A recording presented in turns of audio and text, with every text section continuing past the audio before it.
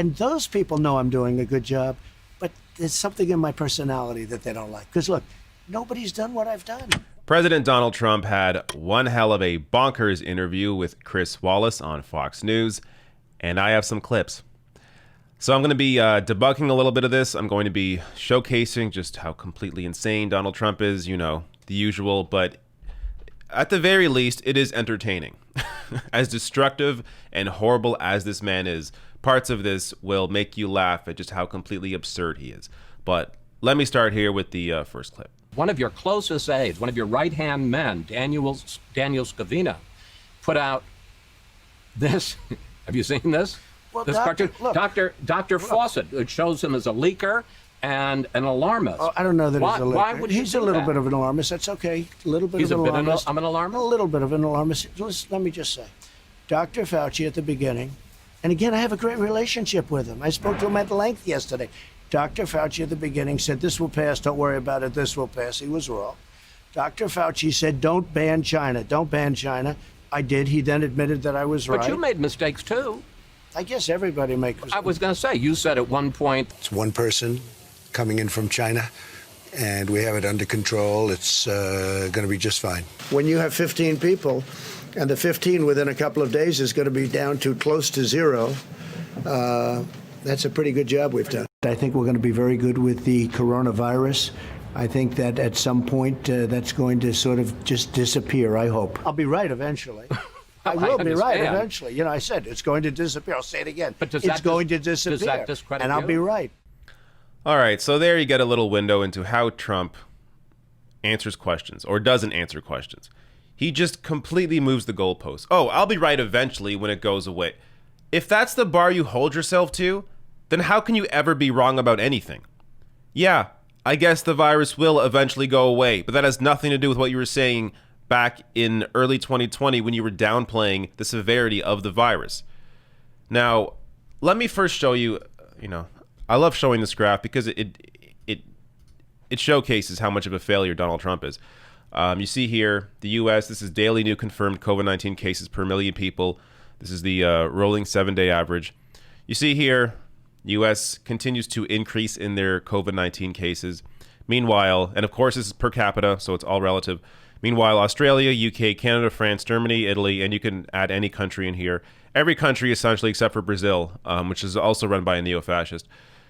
Every other country got their numbers down pretty quickly because they took the steps to do so, like bringing in real financial assistance for people so people could actually were encouraged to stay home and physically distance, or there was a wage subsidy, or both. And of course, the recommendation of wearing masks when you are out in public. Compared to the U.S., just total failure here from leadership. So that's the result of it. Now, when it comes to Fauci, so look, I don't even care to defend Fauci. I don't care. For me, this is more about showing how much Donald Trump lies.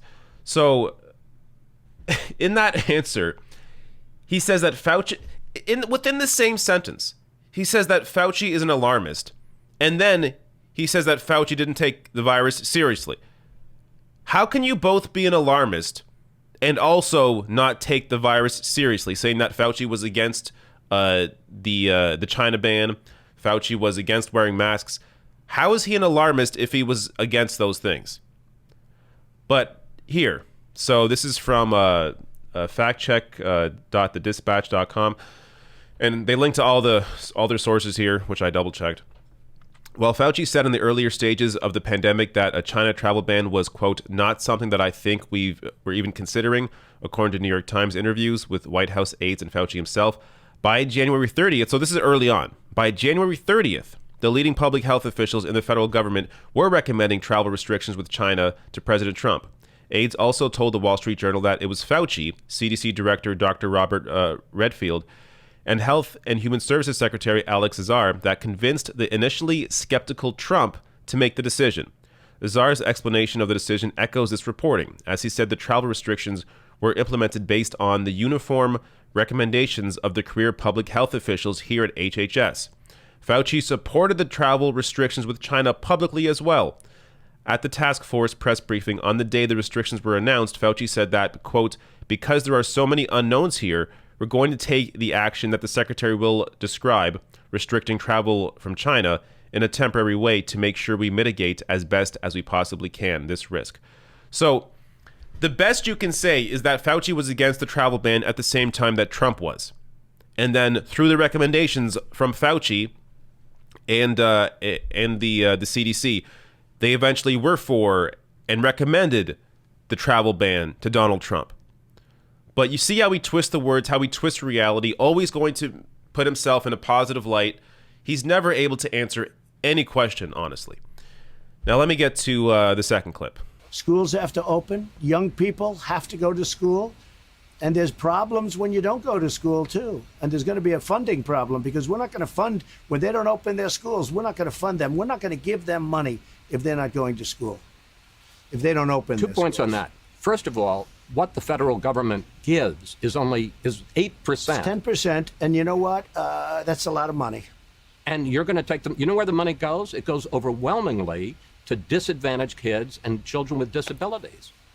Let the schools. Why wouldn't you send more money so the schools would be safer? Let the schools open. Did you ever see the statistics on young people below the age of 18? The state of New Jersey had thousands of deaths. Of all of these thousands, one person below the age of 18 in the entire state. All right, so here Chris Wallace allows Trump to plow through two different questions that are legitimate questions about the funding. So how the funding largely goes to disadvantaged kids, and how shouldn't you be giving more money to these schools to be able to prepare to open if they're going to open during this pandemic. So these schools need resources. They need masks, they need face shields, they need actual money, financial assistance to be able to prepare for reopening. But instead, Trump has a punitive approach where he is punishing schools for not opening instead of giving them money to help them open. This is the entire approach when it comes to the Trump administration and conservatives in general. It's always this punitive approach. So on top of that, Chris Wallace just allows him to plow through, not answer the question. For whatever reason, Chris Wallace got a lot of credit for this interview. And look, there are parts that are good. I will get to some in a minute where he actually fact checks Trump. But there are moments like this throughout the interview where Chris Wallace actually has a good question, but then doesn't force Trump to answer it. And you had two examples right there. Let me get to the next clip. Why is it so bad right now? They've run them poorly. It was always bad, but now it's gotten totally out of control. And it's really because they want to defund the police. And Biden wants to defund the police. Sir, he does not. Look, he signed a charter with Bernie Sanders. I will get that one, just like I was right on the mortality rate. Did you read the charter that he agreed to? It says nothing about defunding the police. Oh, really? It says abolish. It says defund. Let's go. All right. Get me the charter, please. All right. Chris, you've got to start studying for these. He says defund the police. He says defund the police. They talk about abolishing the police. The White House never sent us evidence the Bernie Biden platform calls for defunding or abolishing police because there is none. It calls for increased funding for police departments that meet certain standards. Biden has called for redirecting some police funding for related programs like mental health counseling. All right, so here Chris Wallace does deserve some credit for fact-checking Trump about the obvious point that abolish the police is not in the Joint Policy Task Force platform. You can see countless critiques of that Joint Policy Task Force platform online. I have a critique up. Other left-wing YouTube shows have critiques up. Nobody that is on the left is satisfied with that platform. There is no Medicare for all. There's no Green New Deal. There's no student debt relief. It doesn't have the major items from the Bernie Sanders platform. Yet in other discussions, in other speeches, Trump has said that the platform is actually even further left than Bernie's platform. It's just complete. This is what they have to do. They have to create this straw man to fight that straw man because they can't actually fight Joe Biden on what he is representing, because Joe Biden is essentially a conservative. He's at best a moderate. Joe Biden is not far left whatsoever. So they have to create this idea of who they want to pretend Joe Biden is to be able to fight him. Even though in doing that, You could argue it actually helps Joe Biden because a lot of the stuff that Bernie Sanders supports, like Medicare for All, has a majority of support from all voters, not just Democratic voters. Republican voters, conservative voters support a public-run healthcare system in Medicare for All. They support that because they see what is happening right now. All the people that have lost their healthcare because they had their healthcare tied to their employer. A completely ridiculous system where in a single-payer system that would not happen. In Canada, in my country, that would not happen. In Canada, you can lose your job, you can leave your job, you can go back to school, you can start a business. All the while, you still have the exact same healthcare because it is completely separate in a single-payer system from your employer. But they have to create this straw man and pretend that what Bernie represents is scary when it's not even scary. So, more BS from Trump there. Let's get to the next clip now. And by the way, take a look at a gauge, whether you like it or not, the stock market. The stock market, NASDAQ, hit its all-time high 2 weeks ago, and it's beaten it 14 different times, okay? The stock market, Dow, etc., is 1,000 points away from its all-time high, meaning very close. We're going to have a stock market, perhaps, on November 3rd, that's the highest in history. All right. This is what conservatives always do, especially Donald Trump right now, as this is the only thing they can point to, the only metric they have to try and pretend that the average American's doing great. The stock market. How much stock do you own? Are you really benefiting from the stock market? The reality is most Americans aren't. So this from the week. The first thing to know about stocks is that a huge fraction of the population owns no stock at all, and only the rich own them in significant quantities.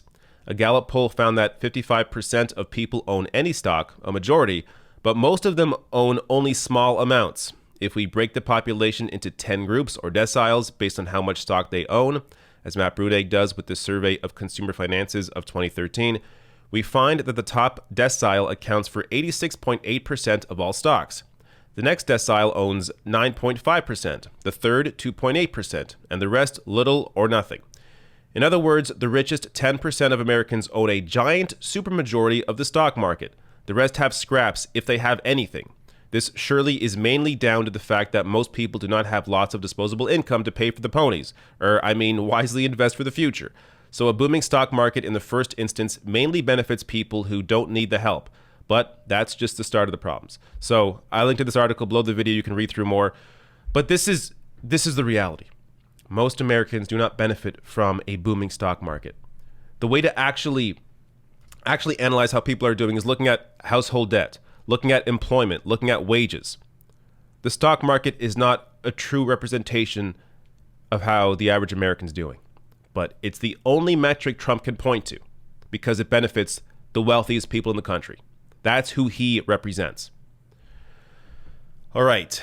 I think I'm on the last clip here. There's a number you don't mention. It's called the enthusiasm number. The enthusiasm for Trump is through the roof. I have mentioned it. Even higher than last time. The enthusiasm for Biden is non-existent. Everyone knows he's shot. But the enthusiasm against you that's is high. Okay. That's his only shot. Right. That's his only shot. I agree. And those people know I'm doing a good job. But there's something in my personality that they don't like. Because, look, nobody's done what I've done. Well, he is right about one thing. Nobody's done what he's done.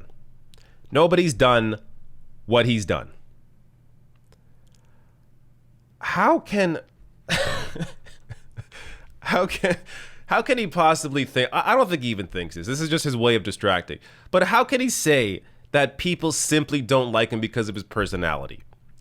When, you can say that's part of it, but the problem is his personality bleeds into policy. Because Trump is such a narcissist, has no empathy, has no compassion, doesn't care about anybody else, that bleeds into policy and bleeds into results like this, where Americans don't have any financial assistance, where you're seeing record unemployment and no real help for people. Meanwhile, you look at other countries, and they have financial assistance. Canada, $2,000 a month. European countries also have, whether it's a UBI or wage subsidy. All these other major countries had some financial assistance for people, for their citizens during this shutdown. Americans, while you get to play the stock market, if you're already super wealthy, you're doing just fine. The rest of you, the other 90%, well, you're screwed. Who cares? Now, on the enthusiasm gap, yeah, that is an issue. I've discussed this on my own show, how Biden has very low enthusiasm numbers. And the issue with that is, or usually the issue with that is that Democrats need high enthusiasm to win, because you need turnout for Democrats to win. Democrats win when turnout's high. So usually low enthusiasm means that turnout's going to be low and Democrats likely would lose in an election. But in this situation, it's different. Because yes, while enthusiasm for Biden is low, the people that are still voting for Biden are doing so because they hate Trump. They're not voting for Biden because they love Biden. They're voting for Biden to get Trump out. So this is a very rare case where low enthusiasm actually doesn't have all that much of an impact on the Democratic nominee, because the hatred for Trump is so high. And it's not just because of his personality. It's because of his how he is governing, who he is as a leader, what he's done or not done. But this is Trump. This is Trump.